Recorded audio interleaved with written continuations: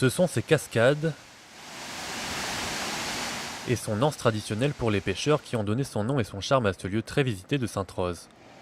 L'anse des Cascades, c'est aussi le nom du restaurant construit dans les années 70. Le site touristique et le restaurant sont souvent liés pour les touristes. On est arrivé là, on a voulu visiter, on est arrivé ici. D'accord. Et comme il était l'heure de manger, on est venu là. C'est vraiment typique et puis c'est l'idéal pour venir manger le dimanche ou même la semaine avec des amis, c'est très bien quoi. En cuisine, Patrick est conscient que ces plats, à base de produits locaux, ne sont pas les seuls attraits du restaurant. Les autres ils viennent là pour le manger, surtout pour le cadre aussi. Parce qu'il ne faut pas oublier que c'est pas ça nous les remplir, c'est un des plus beaux sites que l'on a à La Réunion. Tout le site appartient à l'État.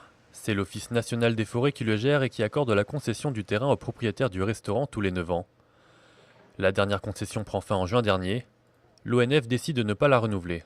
On a discuté, mais après c'était courrier simple, un simple courrier me disant que j'ai quelques jours pour m'en aller quoi. Mais sinon il n'y a pas eu d'autres discussions. J'ai essayé, j'ai pris un autre rendez-vous avec lui, le directeur de l'ONF, il me dit non mais c'est comme ça, on arrête. Ces dernières années, des travaux ont été entrepris pour l'aménagement de la route, des parkings, des sites de promenade et de pique-nique. Mais pour le moment, rien de concret sur l'aménagement de l'emplacement du restaurant. Les propriétaires se demandent donc pourquoi ils devraient partir si rien n'est prévu pour les remplacer.